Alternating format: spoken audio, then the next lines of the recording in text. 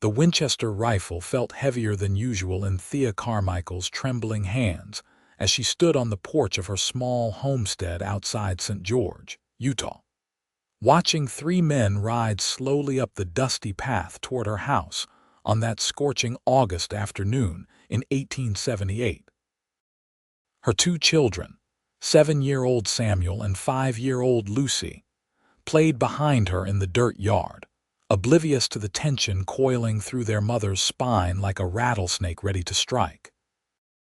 The strangers wore the hard expressions of men who took what they wanted, and Thea had learned in her 24 years that a woman alone was considered easy pickings in this unforgiving territory. "Samuel, Lucy, inside now," she called over her shoulder, keeping her eyes fixed on the approaching riders.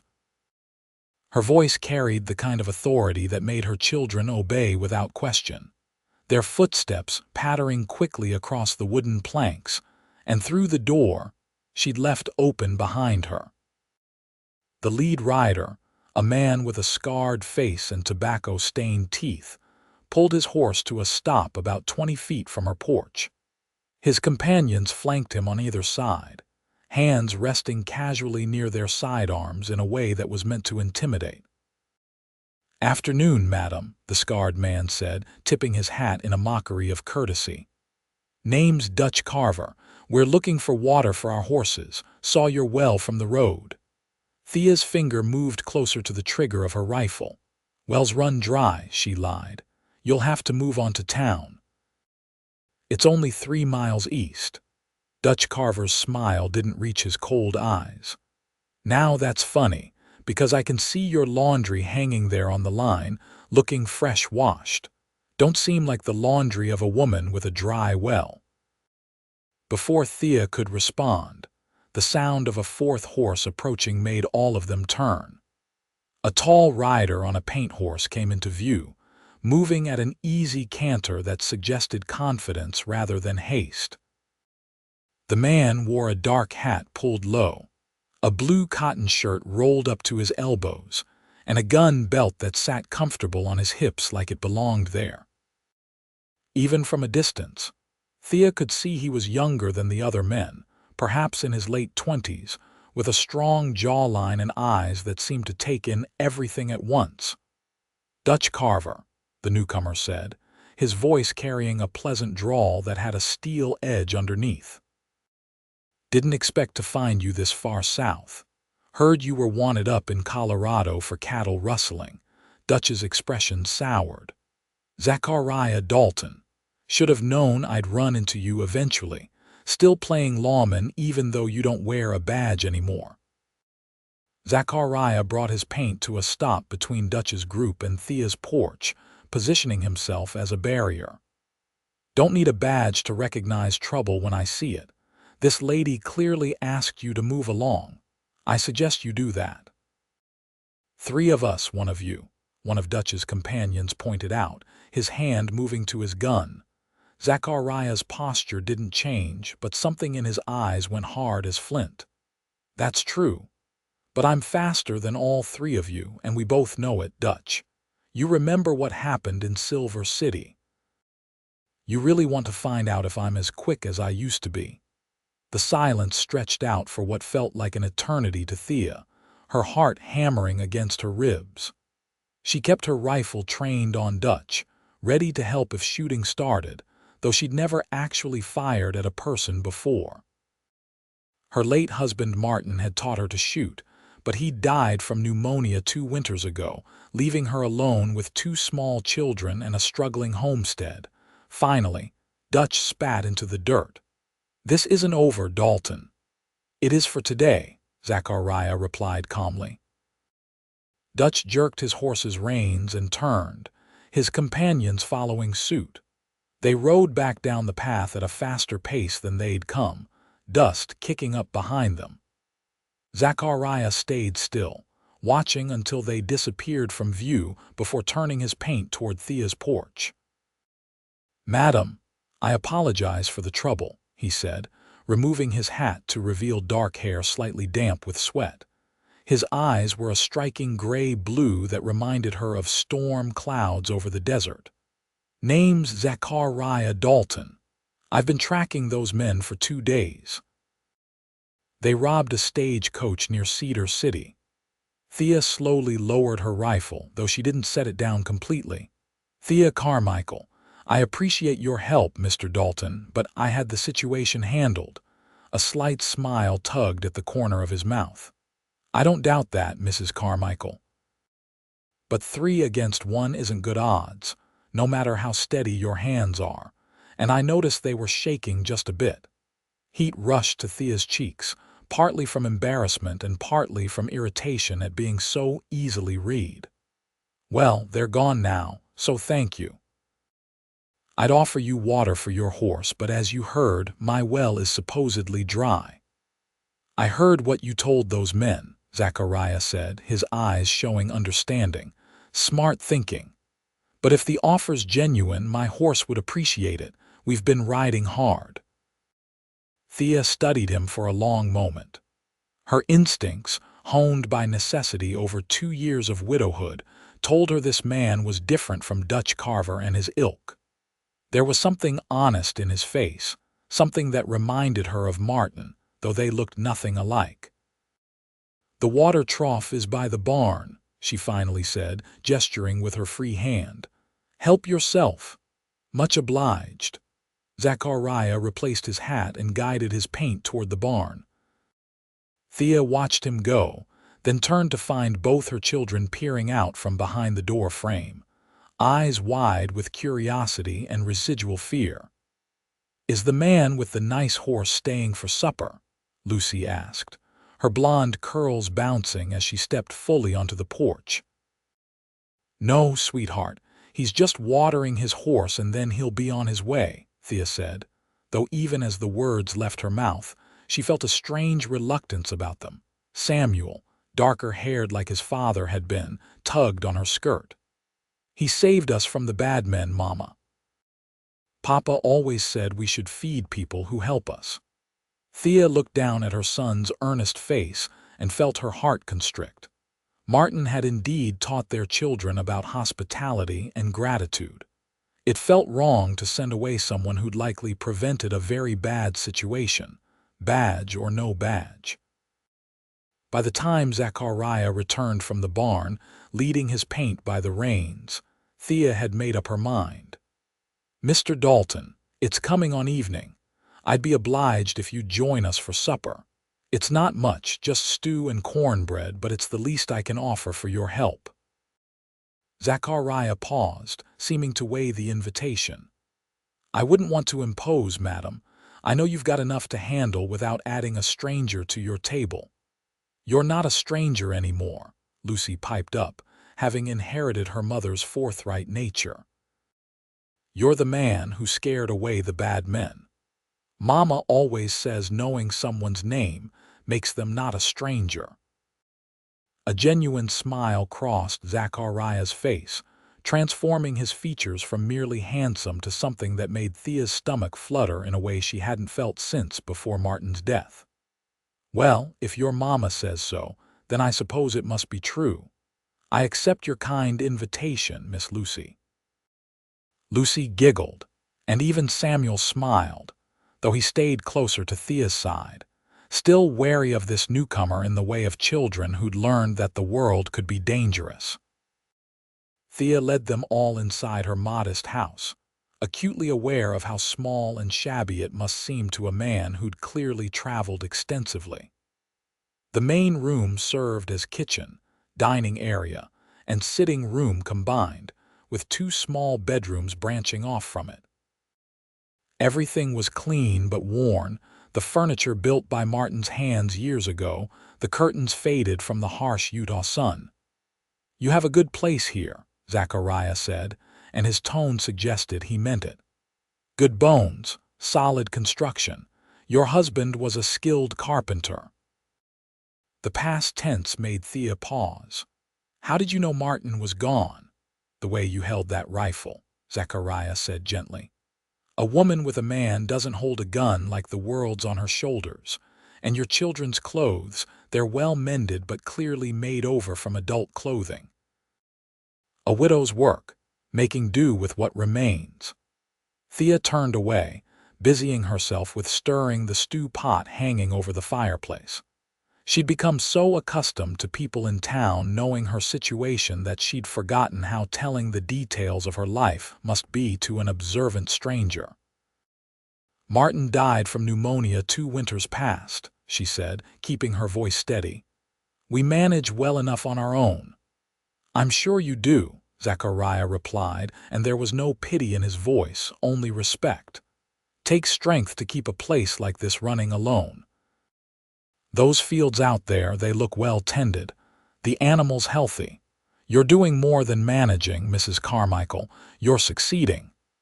The unexpected praise made Thea's throat tighten. People in town often looked at her with pity or suspicion, wondering when she'd fail, when she'd have to sell the homestead and move back to live with family in Salt Lake City. No one ever acknowledged how hard she worked or what she'd managed to accomplish.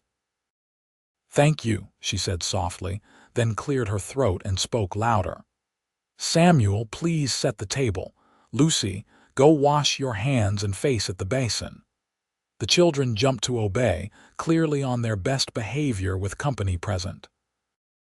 Zachariah stood somewhat awkwardly in the center of the room until Thea gestured to a chair by the table.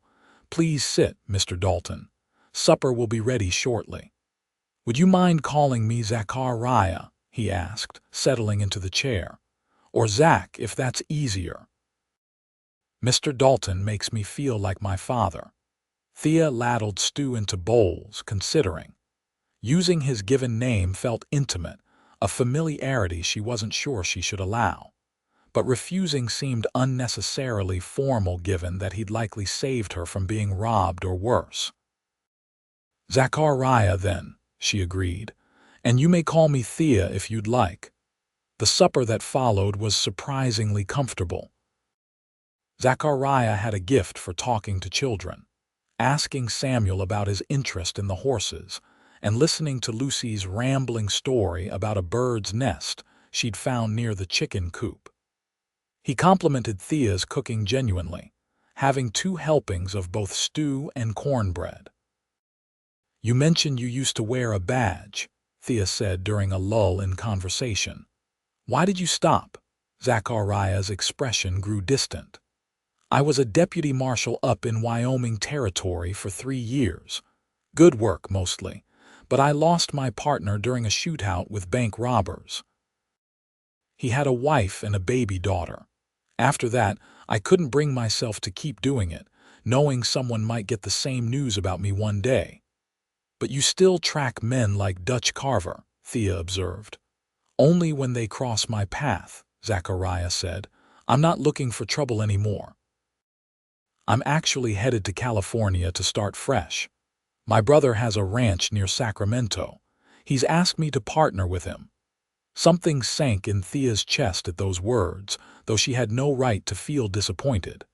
This man was passing through her life for one evening, nothing more. "California's a long way," she said neutrally. "It is," Zachariah agreed, his eyes meeting hers across the table. "Though lately I've been wondering if it's where I'm meant to be. Sometimes the right place finds you when you're not looking." The weight of his gaze made Thea's pulse quicken. She looked away, focusing on cleaning up the supper dishes, while Samuel and Lucy began to yawn. The excitement of the day was catching up with them. "I should put the children to bed," Thea said. "Please make yourself comfortable. There's coffee on the stove." She ushered Samuel and Lucy into their shared bedroom, helping them into their nightclothes and listening to their prayers. Lucy whispered that she liked the man with the kind eyes, and Samuel admitted he'd been very scared of the bad men until Zachariah arrived. Thea kissed them both good night and returned to the main room to find Zachariah standing near the window, looking out at the darkening landscape. "I should be going," he said, though he didn't move toward the door. "It wouldn't be proper for me to stay longer with you being a widow and all." Where would you go? Thea asked. Town's 3 miles off and it's full dark now. We have a barn with fresh hay. You're welcome to sleep there. Your horse is already settled. Zachariah turned to face her. Are you sure? People talk even about a man sleeping in a barn. People already talk about me, Thea said with a slight edge. They say a woman alone with children won't make it. They say I should remarry quickly or give up the homestead. They say all manner of things. One more won't make a difference. That must be hard, Zachariah said quietly. People thinking they know your business better than you do. It is, Thea admitted, surprised at her own honesty. But I've learned that I'm stronger than they think. Martin left us this land, and I intend to keep it for our children. Any man would be lucky to have a wife with such determination, Zachariah said, then seemed to catch himself. I apologize, that was forward of me. It was honest, Thea replied, her heart beating faster. I appreciate honesty. They stood there in the lamplight, awareness crackling between them like heat lightning on a summer night. Thea knew she should move, should offer him blankets for the barn and bid him good night, but her feet seemed rooted to the floor. I should tell you something, Zachariah said, taking a step closer. I didn't just happen upon your place today. I saw Dutch and his men heading this direction while I was on a ridge about a mile north. I rode hard to get here first to make sure you were safe. Why? Thea asked, her voice barely above a whisper. Because I passed by here 3 days ago on my way through, Zachariah said. I stopped at your well for water. You were in the fields with your children. You smiled at something Lucy said, and it was the most beautiful thing I'd seen in months. I rode on toward town, telling myself to keep going, but I couldn't stop thinking about you, about a woman brave enough to work a homestead alone. When I saw those men heading toward your place, I knew I couldn't let anything happen to you. Thea's breath caught. You came back for me, for us. I know it sounds crazy, Zachariah said, running a hand through his hair in a gesture that suggested he was as unsettled as she felt. We've spoken maybe 10 words total before today. But sometimes you just know when something's important when someone's important. My mother used to say that the heart recognizes its match before the head catches up. Your mother sounds wise, Thea managed to say, her mind reeling. She was, Zachariah said with a sad smile. Died of cholera when I was 16, but I've never forgotten the things she taught me. One of them was not to let fear stop me from speaking the truth. And what truth is that? Thea asked, though part of her already knew, could feel it in the way her whole body seemed drawn toward this man she'd known for only a few hours. That I'd like to stay, Zachariah said simply. Not just for tonight in the barn, but longer. I'd like to court you properly if you'd allow it. I'd like to help with the homestead, get to know your children, see if what I'm feeling has any foundation beyond one beautiful smile in a field. Thea's first instinct was to refuse. She'd convinced herself over the past 2 years that no man would want a widow with 2 children and a struggling homestead. That any man who showed interest would only want the land or a housekeeper, not her specifically. The idea that someone like Zachariah, who clearly had opportunities elsewhere, would genuinely want to court her seemed impossible. I have children, she said, as if he might have forgotten. 2 of them. They come with me. We're a unit, not just separate pieces.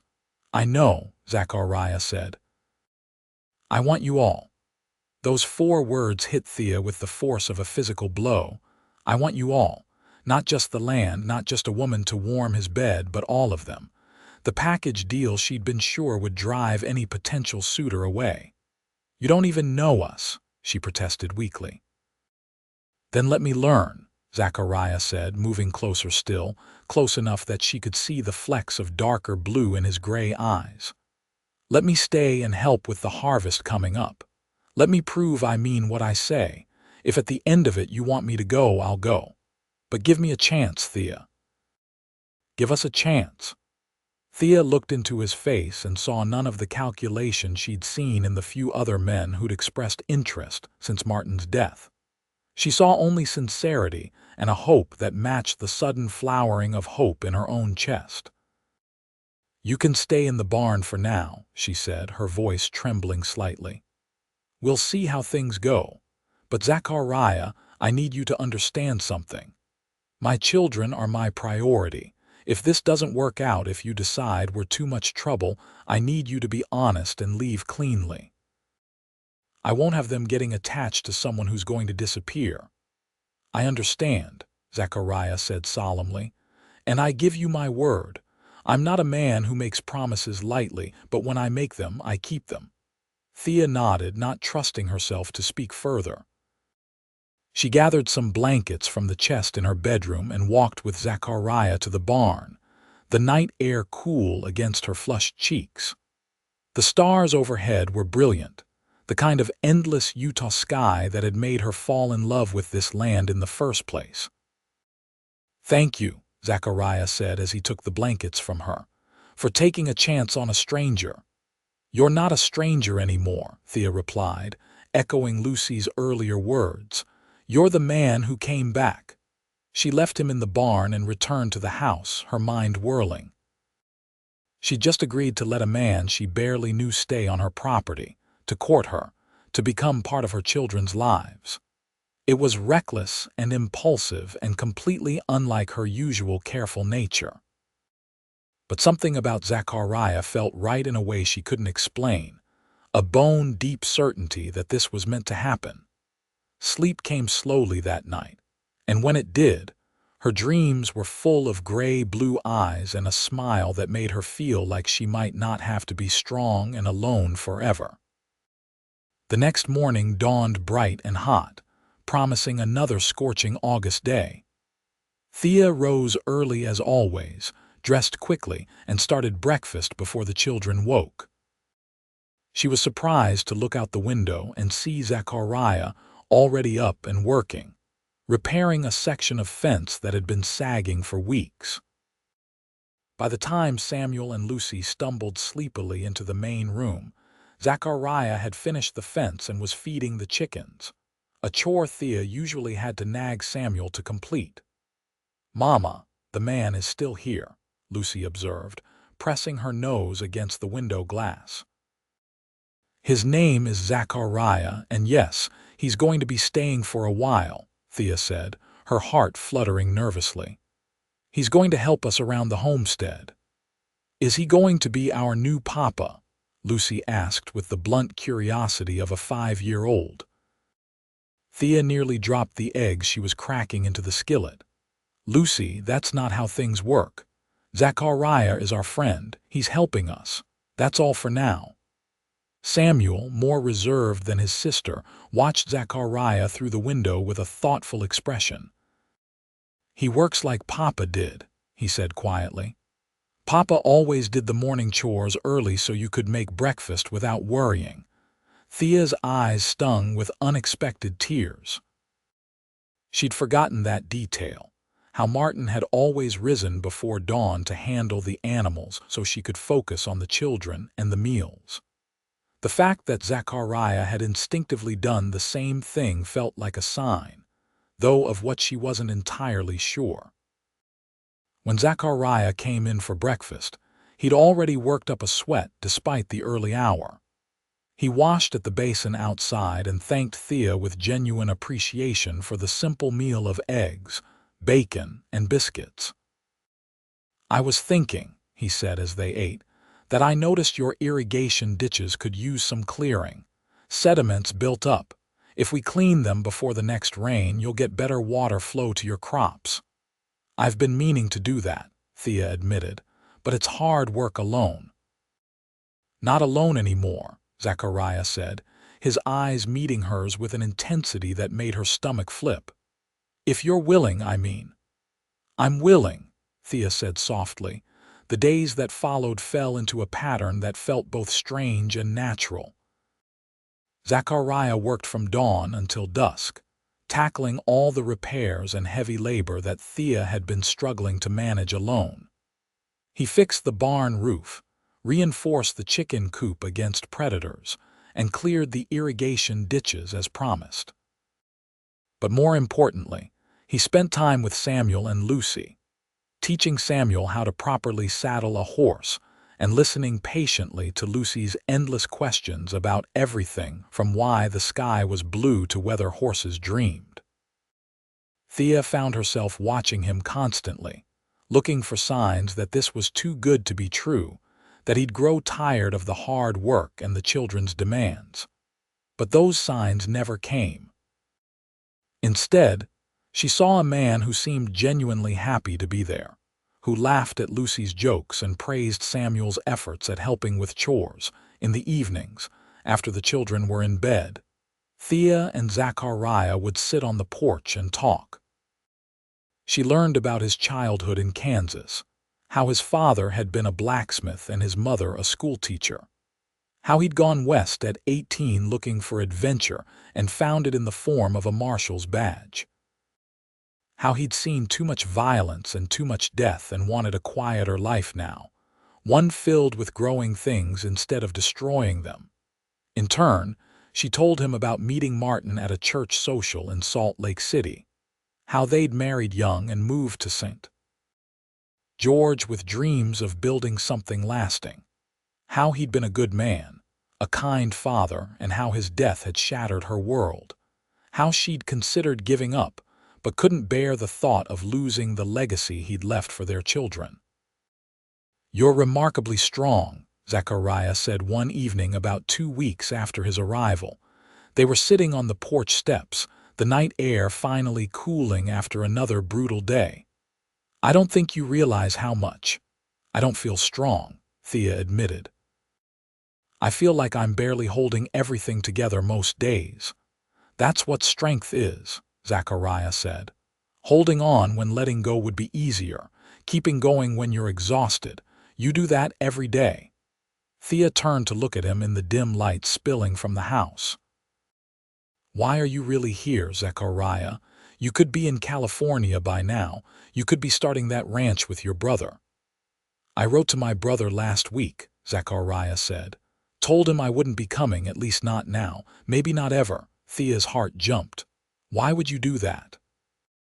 "Because I'd rather be here," Zachariah said simply. "Because when I wake up in the morning, my first thought is hoping I'll see you smile. Because when I'm working in the fields, I'm thinking about how to make things easier for you. Because Lucy told me yesterday that I give good hugs, and Samuel asked me to teach him to shoot, and you look at me sometimes like maybe you're starting to feel what I'm feeling." "And what are you feeling?" Thea asked, her voice barely audible over the chirping of crickets. "Like I'm home," Zachariah said, reaching over to take her hand. His palm was calloused from work but warm and steady. "Like I've been wandering for years looking for a place to belong, and I found it here with you and your children." Thea looked down at their joined hands, her heart pounding so hard she was sure he could hear it. "I'm scared," she whispered. "Of what?" "Of wanting this too much. Of believing it's real and then losing it. I lost Martin and it nearly destroyed me. I don't know if I could survive that kind of loss again." Zachariah squeezed her hand gently. "I can't promise I'll never die, Thea. None of us can promise that. But I can promise I'll do everything in my power to stay alive and healthy and here with you. I can promise I'm not going anywhere by choice, and I can promise that what I feel for you is real." "How can you be sure?" Thea asked, turning to face him fully. "It's only been 2 weeks. My mother fell in love with my father in 3 days, Zachariah said with a slight smile. "She used to say that when you know, you know. I used to think that was romantic nonsense. But then I saw you in that field and then I got to know you and now I understand what she meant. My head has caught up with my heart, Thea. I love you." The words hung in the air between them, weighty and precious. Thea felt tears prick her eyes. No one had said those words to her since Martin's last coherent moments before the fever took him completely. "I think I'm falling in love with you too," she said, the admission feeling like jumping off a cliff. "But Zachariah, I need you to understand. My children have to come first, always." "I wouldn't want it any other way," Zachariah said. "And Thea, I don't just love you, I love them too." Lucy's curiosity and kindness, Samuel's thoughtfulness and growing courage. "They're part of you and I want all of you. I meant that from the start, and I mean it now." Thea felt something break open inside her chest, some wall she'd built around her heart after Martin died. She leaned forward, and Zachariah met her halfway, their lips meeting in a kiss that was gentle and sweet and full of promise. When they pulled apart, Thea was trembling. "I should probably ask you properly," Zachariah said, his voice slightly rough with emotion. "Thea Carmichael, would you allow me to court you with the intention of marriage?" "Yes," Thea said, laughing and crying at the same time. "Yes, Zachariah Dalton, I would like that very much." They kissed again, longer this time, and Thea allowed herself to feel the hope and joy and desire she'd been suppressing. When they finally separated, both were breathing hard. "I should go to the barn," Zachariah said reluctantly, "before I forget myself." "Yes," Thea agreed, though she made no move to let go of his hand. "Tomorrow we should probably tell the children. They should know what's happening." "I think Lucy already knows," Zachariah said with a chuckle. "She told me yesterday that she hoped I'd stay forever." "And Samuel?" "Samuel's more cautious, as he should be. He's protecting you and his sister. But I think he's starting to trust me. I'll earn it fully, I promise you that." They stood together, still holding hands, neither quite ready to end the moment. Finally, Zachariah pressed a kiss to her forehead and headed to the barn, looking back twice as if to make sure she was still there. Thea floated into the house and got ready for bed in a daze. She felt like a girl again, giddy and hopeful and terrified all at once. But beneath the fear was a solid certainty that Zachariah was telling the truth, that he genuinely wanted her and her children, that this could actually work. The next morning, Thea sat both children down before breakfast and explained that Zachariah would be staying permanently, that he wanted to be part of their family. Lucy immediately clapped her hands and asked if that meant he'd be their new papa. Samuel was quieter, his dark eyes serious as he looked between his mother and Zachariah, who stood slightly behind Thea. "Will you make Mama happy?" Samuel asked Zachariah directly. Zachariah knelt down to Samuel's level. "I'll do my very best every single day." "But Samuel, I want you to know something important. I'm not trying to replace your father. He'll always be your papa and he'll always be important. I'm just hoping to be someone else who loves you and your mama and your sister. Is that all right with you?" Samuel studied him for a long moment, then slowly nodded. "I think Papa would like you. He always said Mama needed someone strong to help her." Thea's eyes filled with tears. She hadn't known Martin had said that to their son, hadn't known Samuel carried that worry about her. "Your papa was a wise man," Zachariah said gently. "And you're a good son for remembering what he said." Something shifted in Samuel's expression, a softening of the wariness he'd held on to. He stepped forward and surprised everyone by hugging Zachariah quickly before stepping back, his cheeks flushed. "Does this mean you'll teach me to shoot now?" Samuel asked. Zachariah laughed. "If your mama agrees, yes." "We'll see," Thea said, though she was smiling through her tears. "You're only 7, Samuel. There's time for that yet." The weeks that followed were the happiest Thea had known since Martin's death. Zachariah proved himself in countless small ways, from the way he remembered that Lucy didn't like carrots in her stew to how he helped Samuel with reading in the evenings. He worked tirelessly on the homestead, his skilled labor making improvements Thea had only dreamed of completing. But it wasn't all smooth. One evening, about a month after Zachariah's arrival, Samuel had a nightmare about his father and woke up crying. Thea went to comfort him, but Samuel pushed her away, something he'd never done before. "I miss Papa," he sobbed. "I don't want a new Papa. I want my real Papa back." Thea's heart broke as she tried to soothe him, explaining that no one was trying to replace Martin, that it was all right to miss him.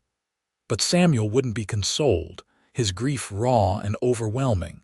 Zachariah appeared in the doorway, woken by the commotion. "Is he all right? He's missing his father," Thea said, her own voice thick with tears. Zachariah started to back away, but Samuel surprised them both by calling out to him. "Did your mama die?" Zachariah came into the room and sat on the edge of Samuel's bed. "She did, when I was 16. Do you still miss her?"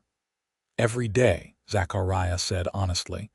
"Missing people we love doesn't ever really stop. We just learn to live with it. And Samuel, I want you to know that your papa was clearly a great man. He built this house, he loved your mama, and he raised a brave, smart son. I'm not trying to take his place. I couldn't even if I wanted to. But I am trying to be someone you can count on, someone who will be here for you and your mama and Lucy." "What if you die too?" Samuel asked, voicing the fear that had probably been underneath his resistance all along. "I can't promise I won't," Zachariah said gently. "But I can promise I'll do everything I can to stay healthy and safe. And I can promise that loving someone, even when it's scary because we might lose them, is better than not loving anyone at all. Your papa loved you, and even though he's gone, that love is still here, isn't it?" Samuel nodded slowly, tears still streaming down his face. "That love will always be here," Zachariah continued. "Nothing can take it away, and if you let me, I'd like to add my love to it.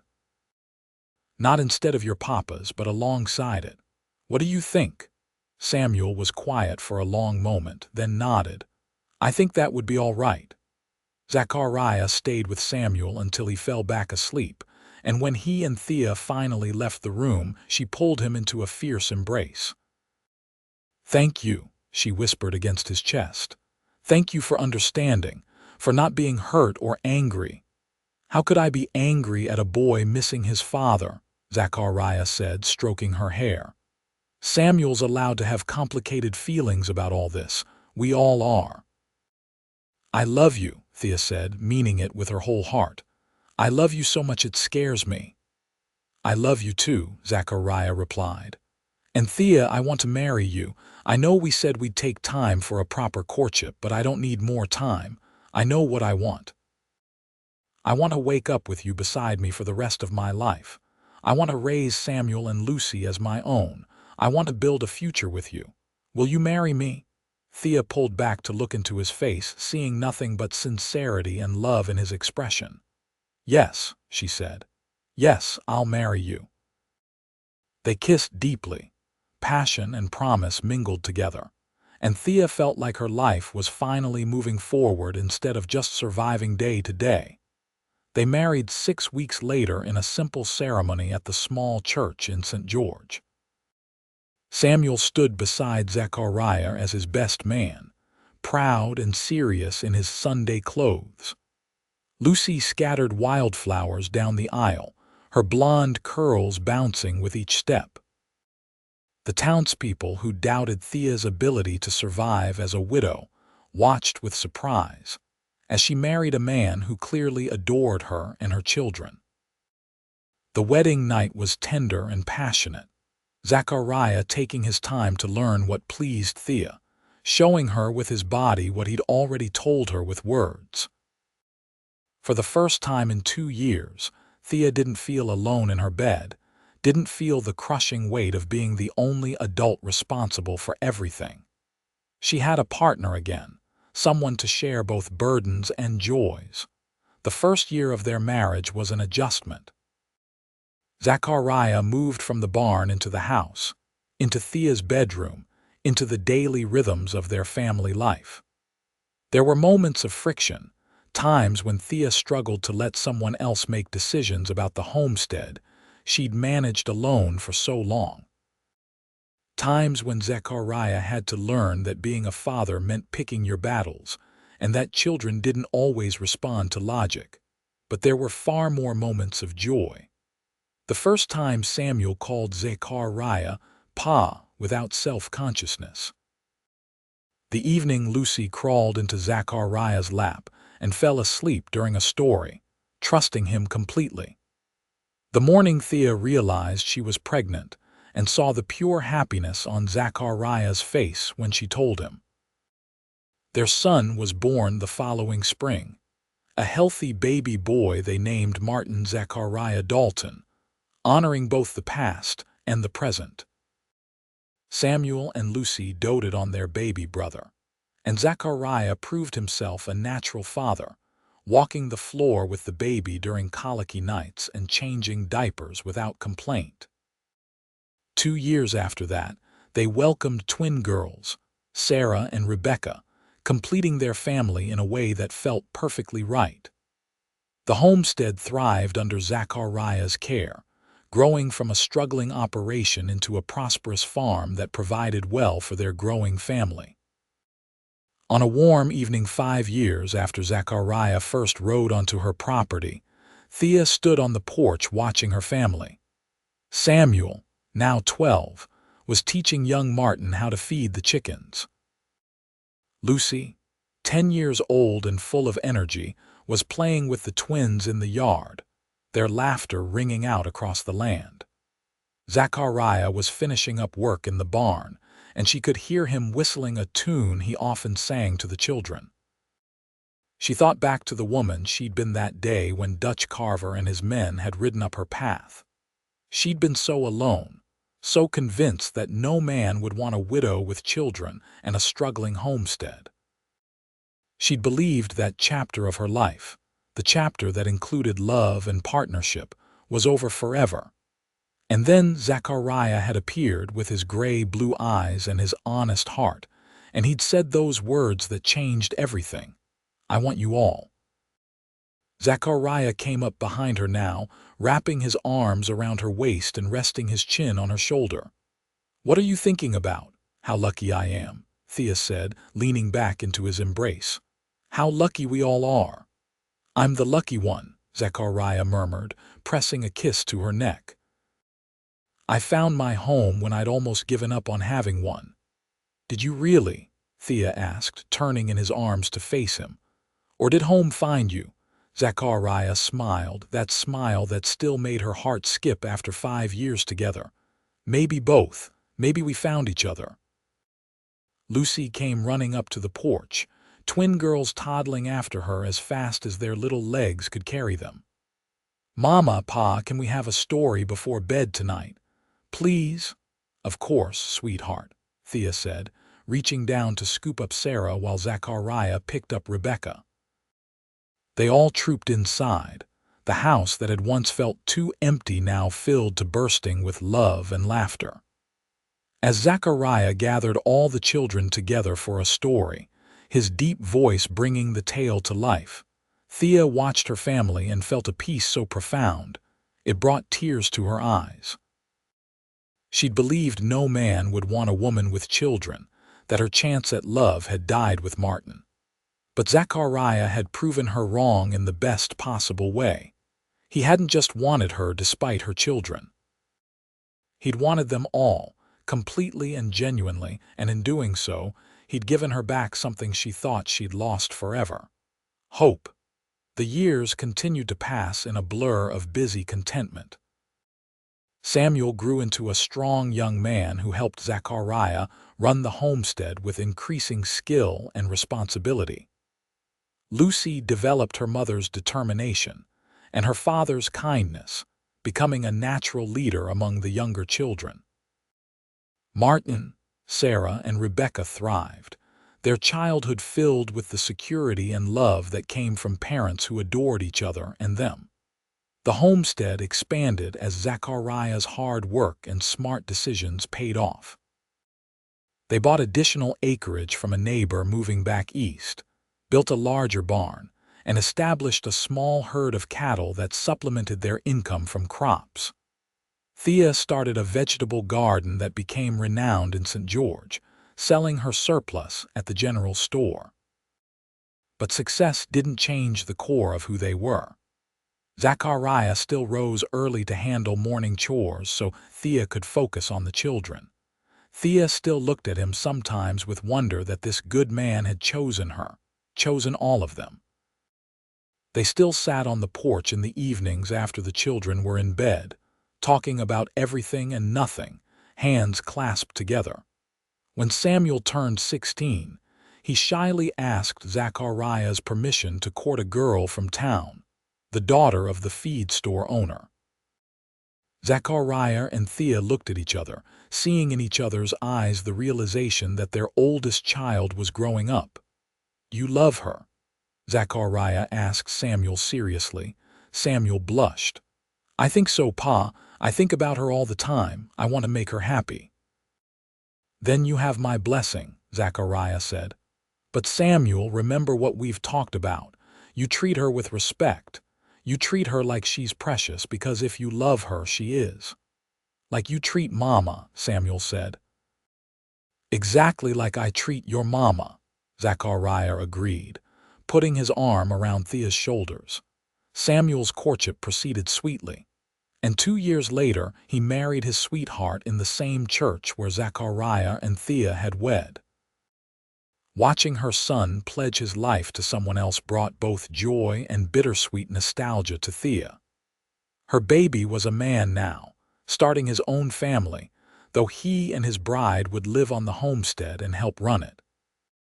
Lucy showed no interest in settling down, declaring at 15 that she intended to become a teacher like Zachariah's mother had been. Thea and Zachariah supported her ambition, arranging for her to attend a teaching school in Salt Lake City when she was old enough. It meant she'd be far from home, but they understood that children had to follow their own paths.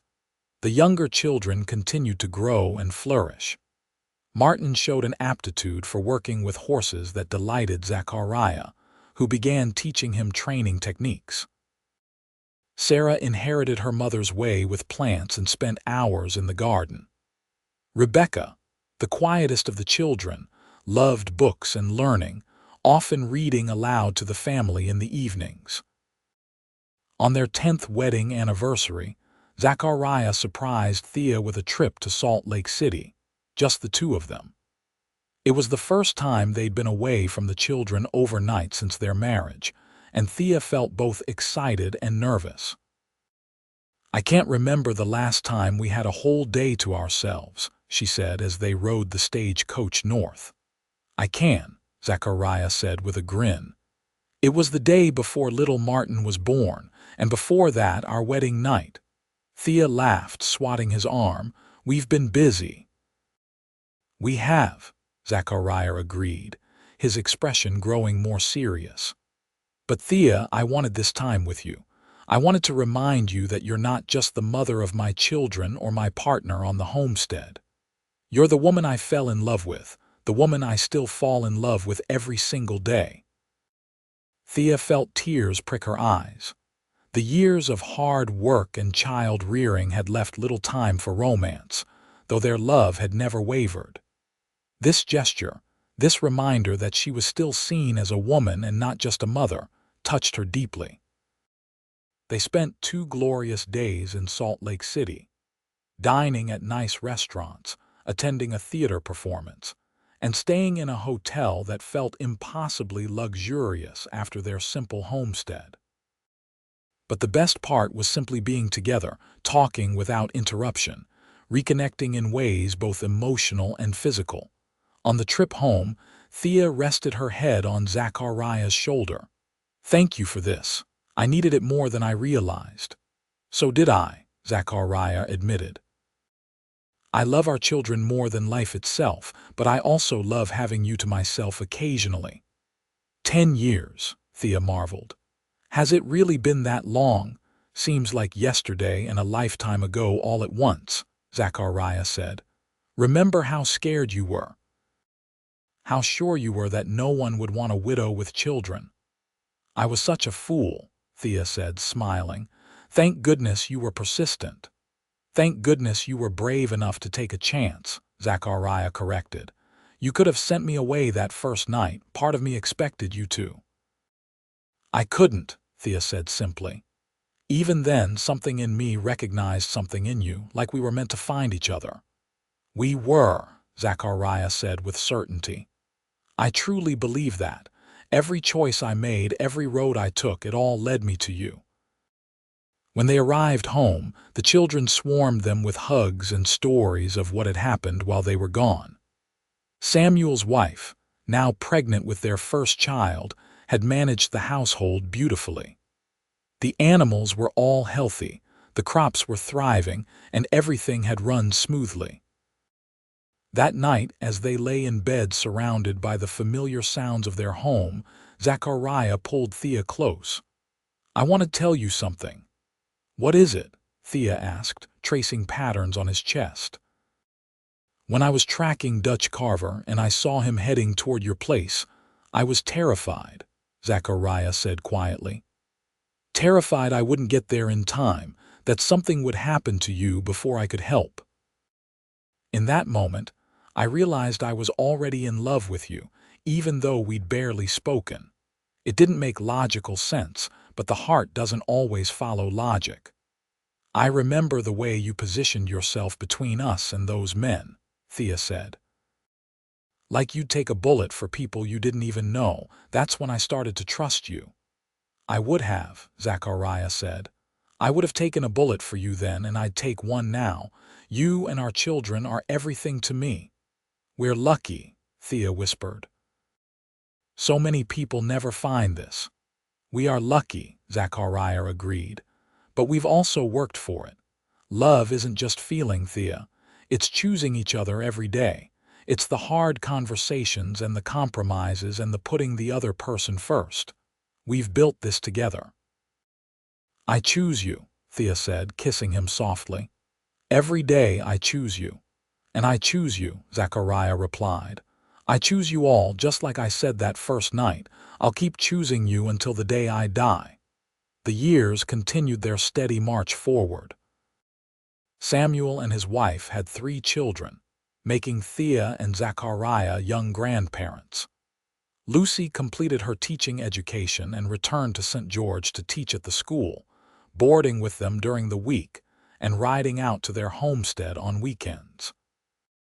Martin married at 20, bringing another daughter-in-law into the family. Sarah and Rebecca, the twins, remained close, making plans to open a dress shop together in town when they were old enough. The homestead became something of a hub for the community. Zachariah's reputation for fairness and wisdom led people to seek his advice on everything from boundary disputes to crop selection.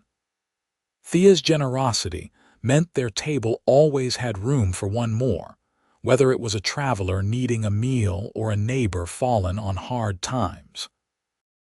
On a spring evening when Thea was 44 and Zachariah 49, they sat on their porch watching the sun set over land they'd worked and loved for 20 years. Their oldest grandchild, Samuel's son, was teaching their youngest, Rebecca, how to skip stones in the creek. The sounds of family filled the air around them.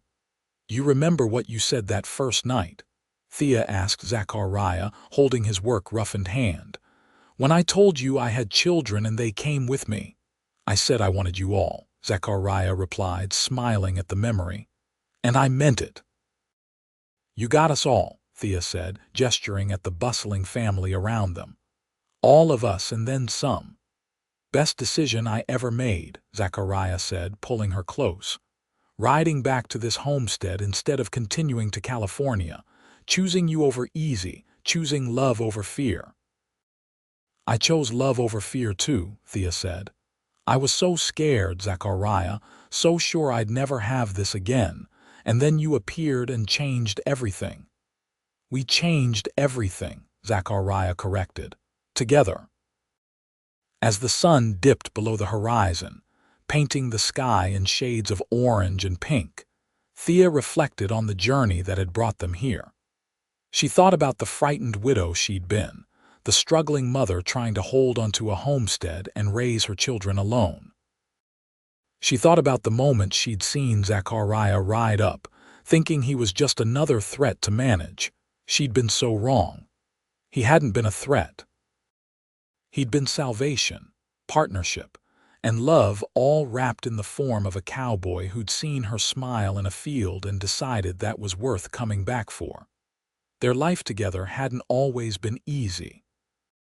There had been harsh winters and failed crops, childhood illnesses that terrified them, and the normal struggles of blending a family and building a life together.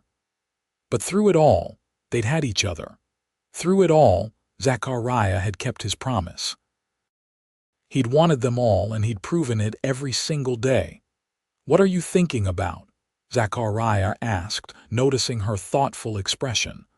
"About how you saved me," Thea said simply. "You saved yourself," Zachariah corrected gently. "You were already surviving, already succeeding when I arrived. I just gave you a hand." "You gave me more than that," Thea insisted. "You gave me hope. You gave me love. You gave my children a father and me a partner. You gave me a future I'd stopped believing in."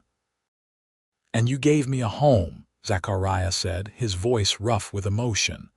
"A purpose, a family. Everything I'd been searching for without knowing what I was looking for. You gave me everything, Thea." They sat in comfortable silence, watching their family, their legacy, playing and laughing in the yard. Lucy came out onto the porch and joined them, sitting on the steps like she'd done as a child. "You two are getting sentimental in your old age," she teased. "We're not old," Zachariah protested. "We're experienced." "Sure, Pa," Lucy said with a grin. "Whatever helps you sleep at night, but seriously, I wanted to tell you both something. I've been offered a position as head mistress at a new school they're building in Cedar City. It's a wonderful opportunity. But Cedar City is 40 miles away," Thea said, her heart sinking at the thought of her daughter living so far. "I know, Mama," Lucy said gently, "but it's what I've been working toward, a chance to really make a difference, to build a school from the ground up. And it's not like I'm going to California. I can still visit regularly." Thea and Zachariah exchanged glances, communicating wordlessly the way couples who'd been together for decades could do. "Then you should take it," Zachariah said. "We're proud of you, Lucy, proud of the woman you've become." "Your father's right," Thea added, using the term she'd long ago started using to refer to Zachariah in regards to Lucy and Samuel. "This is your dream. Go chase it." Lucy hugged them both tightly. "I learned from the best. You taught me that love doesn't mean holding on too tight. It means supporting each other's dreams." After Lucy went back inside, Thea wiped tears from her eyes. "They're all growing up, flying away." "They're supposed to," Zachariah said. "We raised them to be independent and strong, to go after what they want in life. That's a good thing, even when it's hard." "When did you get so wise?" Thea asked. "I married a wise woman," Zachariah replied. "Some of it rubbed off. As twilight deepened into night, they went inside to help with dinner." Their house was full of noise and life. 3 generations gathered around the table Zachariah had built with his own hands years ago. Thea looked around at the faces she loved, the family that had grown from her willingness to take a chance on a stranger. No, not a stranger. Zachariah had never really been a stranger. From the first moment, he'd been the answer to a prayer she hadn't known how to pray. The years continued to pass, bringing the joys and sorrows that marked any long life. Zachariah's brother in California died, leaving his ranch to Zachariah, who sold it and used the money to help all their children get established in their adult lives. Samuel took over most of the homestead operations as Zachariah slowed down, his joints aching on cold mornings. Thea's hair turned silver, and Zachariah teased her that she looked like an angel. They celebrated their 25th wedding anniversary surrounded by children, children-in-law, and a dozen grandchildren. Standing before their family, Zachariah raised a glass. 25 years ago, I made the best decision of my life, he said. I chose to come back to a homestead where a beautiful woman was trying to do the impossible all by herself. I chose to take a chance on love, even though it scared me. And Thea chose to take a chance on me, even though she had every reason to be cautious. To my wife, my partner, my best friend, thank you for 25 years of choosing me. To Mama and Pa, Samuel said, raising his own glass, who showed all of us what real love looks like. As everyone drank to the toast, Thea felt overwhelmed with gratitude. Her life had turned out so differently than she'd imagined during those dark days after Martin's death. She'd been convinced her story was over, that she'd spend the rest of her life alone, working herself to the bone to provide for her children. Instead, she'd found Zachariah, or he'd found her. Either way, they'd found each other, and in doing so, had created something beautiful and lasting. That night, alone in their room after the celebrations ended, Zachariah held Thea close. 25 years, and I still get excited when you walk into a room. You're biased, Thea said, smiling against his chest. Completely, Zachariah agreed, and I wouldn't have it any other way. Do you ever wonder what your life would have been like if you'd gone to California? Thea asked. If you hadn't come back? Never, Zachariah said firmly. I know exactly what my life would have been like. Empty. Successful maybe, but empty. You and our children filled a hole in my soul I didn't even know was there. I love you, Thea said, the words as true now as they'd been the first time she'd said them. I'll love you until the day I die and beyond. And I love you, Zachariah replied. You and all the beautiful chaos that came with you. The years marched on as they always do. Zachariah and Thea grew older, their hair turning white, their steps slowing. But their love never dimmed. If anything, it deepened, becoming richer and more precious with each passing year. They celebrated 50 years of marriage when Thea was 64 and Zachariah 69. The celebration was smaller this time, as age and distance kept some family away, but no less meaningful. Great-grandchildren played at their feet, the newest generation of the family they'd built together. 50 years, Thea marveled. That's a lifetime. It's been the best lifetime, Zachariah said, though it feels like it's gone too fast. We've been blessed, Thea agreed. So incredibly blessed. That night, lying in bed in the house where they'd raised their family, Zachariah took Thea's hand. I want you to know something. When my time comes, I'll go knowing I lived exactly the life I was meant to live. I'll go knowing I loved and was loved in return. There's no greater gift than that. Don't talk about dying, Thea said, though she knew at their age it was a reality that couldn't be ignored. We still have time. I know, Zachariah said, but I want you to know, Thea, when I'm gone, I don't want you to be sad for too long. I want you to remember the good times, the laughter, the love. I want you to know that I'll be waiting for you wherever we go next. Tears streamed down Thea's face. I'll be sad anyway. How could I not be sad for a while, Zachariah conceded. But then live, Thea. For as long as you have left, live fully. That's what I'd want. I'll try, Thea promised, though she couldn't imagine life without him. Zachariah lived another 3 years, passing peacefully in his sleep at the age of 72. Thea was devastated, but she remembered his words. She let herself grieve, surrounded by children and grandchildren who'd loved him too. But she also lived, continuing to tend her garden, to play with great-grandchildren, to be an active part of the family they'd built together. When people asked how she managed after losing 2 husbands, Thea always gave the same answer. I was loved deeply by 2 good men. That love doesn't end with death. It lives on in me, in our children, in the legacy we built together. I'm not alone, even though Zachariah's gone.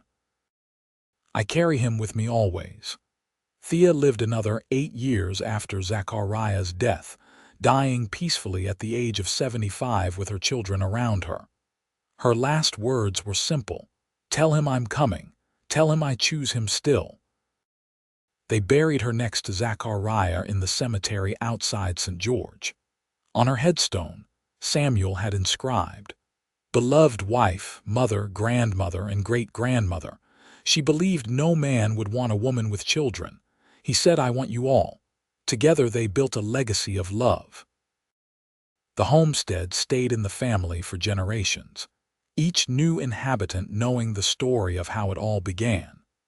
The story of a widow who'd thought her chance at love was over, and a cowboy who'd seen her smile in a field and decided that was worth coming back for. The story of two people who chose each other despite fear, despite obstacles, and built something that lasted far beyond their own lifetimes. Because that's what real love does. It endures. It grows. It creates ripples that spread far beyond the original source. And it all started with 4 simple words. I want you all. Those words had changed everything. They'd taken a frightened widow and given her hope. They'd taken a wandering cowboy and given him home. And together, they'd created a love story that would be told and retold for generations. A reminder that it's never too late for love, that the right person will want all of you, including the complicated parts, and that sometimes the most beautiful things in life come from the courage to take a chance.